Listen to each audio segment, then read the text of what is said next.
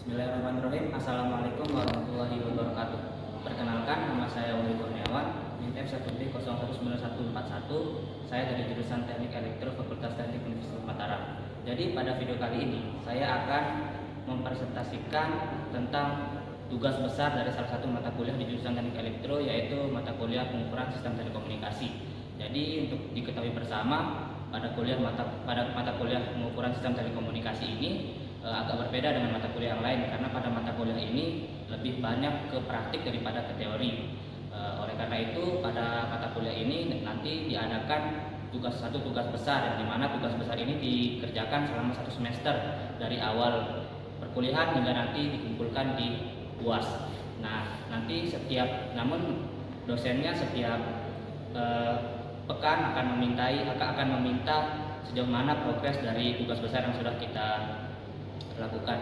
Jadi mekanismenya seperti ini. Yang pertama, kita mengajukan judul untuk tugas besar yang ingin kita ajukan. Setelah itu dosen akan meng-ACC mana judul yang boleh dilanjutkan, mana yang tidak. Seperti saya pada kesempatan kali ini akan menjelaskan tentang tugas besar yang akan saya lakukan, yaitu tentang perbandingan pengukuran kuat sinyal jaringan 4G saat cuaca normal dan cuaca buruk dengan metode walk test menggunakan aplikasi Network Cell Infolite. Jadi bisa dilihat di sini bahwa tugas besar saya ini sudah di-ACC oleh dosen, ada tanda tangannya. Baik, di sini saya akan menjelaskan tentang teorinya. Perbandingan pengukuran kuat sinyal jaringan 4G pada saat cuaca normal dan cuaca hujan dengan metode walk test menggunakan aplikasi Network Cell Infolite. Jadi di sini kondisi pengukurannya ada dua, yaitu pada kondisi hujan dan pada saat kondisi cerah. Yang dimana nanti kita akan mengambil 30 data setiap titik. Di sini saya membagi titiknya menjadi 3, yaitu titik A, titik B, dan titik C. Bisa dilihat di sini. Di sini ini merupakan denah dari lokasi pengukuran yang saya lakukan. Yaitu di sini ini merupakan rumah saya. Saya bagi menjadi 3 titik, ada titik A, titik B, dan titik C, yang dimana itu terbagi setiap sudut 45 derajat. Jadi pengukuran dilakukan secara bersamaan. Titik A secara bersamaan di sudut 45 derajat 1, 2, 3 secara bersamaan. Setelah itu titik B bersamaan juga, dan terakhir di titik C juga secara bersamaan. Baik.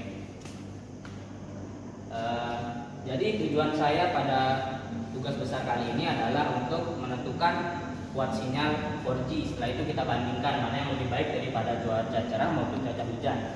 Jadi untuk kita ketahui bersama, kuat sinyal 4G itu dikatakan kuat maupun tidak itu berdasarkan 3 kategori, yaitu ada namanya RSRT, RSRP, dan SINR. Nanti data-data ini kita dapatkan dari aplikasi Network Cell Infolite. Nanti akan saya jelaskan proses pengambilan datanya. Lalu setelah kita dapatkan 3 kategori data yang dapat mengatakan sinyal itu baik maupun buruk, maka selanjutnya kita dapat menentukan nilai PDF atau probability density factor, lalu nilai CDF atau cumulative density factor, dan CCDF complementary cumulative density factor. Lalu di sini juga saya akan menjelaskan tentang cara kita untuk mendapatkan nilai PDF, CDF maupun CCDF. Nilai PDF itu kita dapatkan dengan cara membagi jumlah data dibagi jumlah iterasi. Selanjutnya nilai CDF itu didapatkan dari jumlah rentang data terendah ditambah dengan jumlah rentang data berikutnya. Sedangkan CCDF didapatkan dari nilai 1 dikurangi CDF. Baik, setelah mendapatkan nilai-nilai yang tadi, maka kita selanjutnya harus mencari beberapa nilai lagi, yaitu seperti redaman propagasi hujan, free space loss, dan power line budget. Kenapa kita perlu mencari nilai redaman propagasi hujan? Karena perlu kita ketahui bahwa hujan itu merupakan salah satu salah satu faktor yang dapat mempengaruhi kuat sinyal. Dapat dicari dengan cara AF dikali PET 0,01. Selanjutnya free space loss dapat kita cari dengan cara memasuki 92,5 ditambah 20 log D ditambah 20 log F, di mana D di sini adalah jarak dan F adalah frekuensi. Yang terakhir adalah power line budget. Power line budget dapat kita dapatkan dengan cara menjumlahkan antara transmitted power dan gain lalu dikurangi dengan losses. Baik, selanjutnya di sini saya akan menjelaskan alat dan bahan yang saya gunakan selama proses pengambilan data. Yang pertama yaitu provider. Provider yang saya gunakan di sini adalah provider XL. Kenapa saya memilih provider XL? Karena setelah saya mencari tahu di lokasi saya itu yang terdekat adalah BTS-nya XL. Jadi saya memilih provider XL agar memudahkan saat proses pengambilan data. Yang kedua adalah HP. Jadi HP yang saya gunakan di sini ada 3 HP karena saya mengambil data berdasarkan 3 titik yang diambil secara bersamaan, yaitu ada Samsung M20, ada Oppo A37s dan iPhone X. Selanjutnya ada tripod. Tripod ini saya gunakan ketika proses pengambilan data agar tidak pegal saat memegang HP secara lama. Yang ketiga, yang selanjutnya adalah aplikasi. Aplikasi yang saya gunakan di sini yang pertama adalah OpenSignal. Jadi aplikasi OpenSignal ini saya gunakan untuk mengetahui di rumah saya BTS mana yang paling dekat, apakah itu providernya XL, Telkom maupun provider yang lain. Selanjutnya ada Google Earth. Jadi Google Earth di sini saya gunakan untuk mengetahui berapa jarak dari lokasi saya ke BTS terdekat. Dan yang terakhir adalah Network Cell Info Light. Di sini saya menggunakan aplikasi Network Cell Info Light itu untuk mengetahui nilai RSRP, RSRI dan SINR. Selanjutnya adalah proses pengambilan data. Proses pengambilan data itu dibagi menjadi 2. Yang pertama, penentuan titik BTS dan lokasi pengukuran. Setelah menentukan titik BTS mana yang akan kita ukur dan lokasi pengukuran yang kita pilih, maka selanjutnya kita harus menyiapkan data pengukuran yang sudah saya jelaskan sebelumnya. Lalu yang terakhir adalah proses pengolahan data.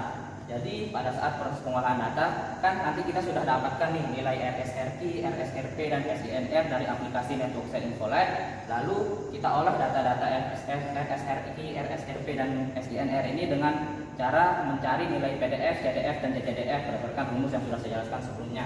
Setelah didapatkan nilai PDF, CDF maupun CCDF, maka kita bisa mengkategorikan apakah nilai-nilai tersebut sudah dalam kategori baik atau buruk. Lalu yang terakhir, dengan cara membuat grafik perbandingan antara nilai PDF dengan RSRI, CDF dengan RSRI, CCDF dengan SRRI, dan begitu pula seterusnya. Baik, setelah sebelumnya saya menjelaskan tentang teori yang saya gunakan dalam menyelesaikan tugas besar mata kuliah pengukuran sistem telekomunikasi. Pada kesempatan kali ini saya akan menjelaskan bagaimana proses ketika saya melakukan pengambilan data. Proses pengambilan data di sini saya menggunakan HP Samsung M20. Jadi di sini di HP Samsung ini sudah terdapat 3 aplikasi yang saya gunakan, yaitu ada OpenSignal, ada Google Earth dan aplikasi Network Cell Info Light. Baik teman-teman, mungkin bisa lebih mendekat. Baik, yang pertama digunakan di sini adalah aplikasi OpenSignal. Aplikasi OpenSignal ini saya gunakan untuk mencari lokasi BTS yang terdekat dengan saya yang akan menjadi acuan saya ketika melakukan proses pengukuran.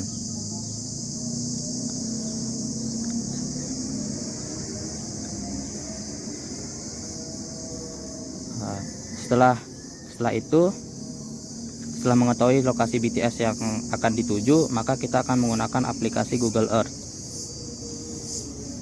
Jadi aplikasi Google Earth di sini saya gunakan untuk mengetahui jarak dari lokasi pengukuran ke BTS yang akan saya ukur. Karena di sini kita mencari lokasi di mana kita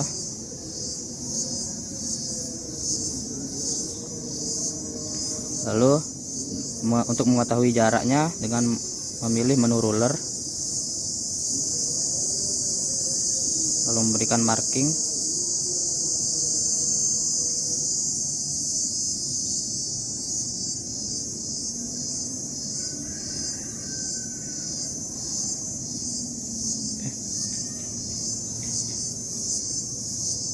Setelah itu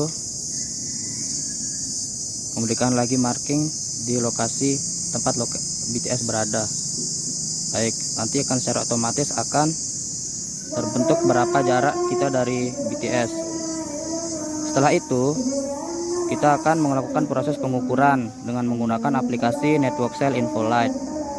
Jadi aplikasi Network Cell Info Light ini kita gunakan untuk mengetahui nilai RSRP, RSRI dan SINR dari data yang ingin kita dapatkan. Jadi tinggal membuka Network Cell Info Light lalu pindah ke menu RAW. Di menu raw ini sudah terdapat nilai RSRP, RSRQ, dan SINR yang berubah setiap detiknya. Maka kita tinggal mencatat saja.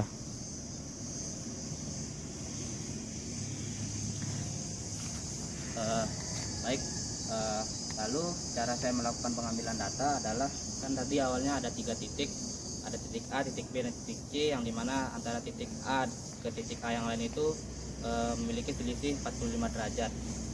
Jadi proses pengambilan datanya dilakukan, misalnya ini di titik A, kita melakukan pengukuran, lalu setelah 10 detik kita akan menjauh, kita akan maju bergerak mendekati tower sejauh 5 meter. Setelah sudah kita dapatkan 30 data di titik A, maka kita akan bergerak ke depan sejauh 5 meter untuk mengukur kembali 1, 2, 3, 4, 5.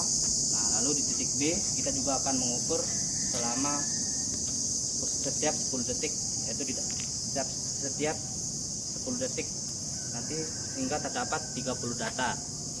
Begitu pula seterusnya secara bersamaan di titik A, titik B, dan titik C. Jadi mungkin hanya itu yang bisa saya sampaikan pada video kali ini. Kurang lebihnya mohon maaf. Billahi taufiq wal hidayah. Wassalamualaikum warahmatullahi wabarakatuh.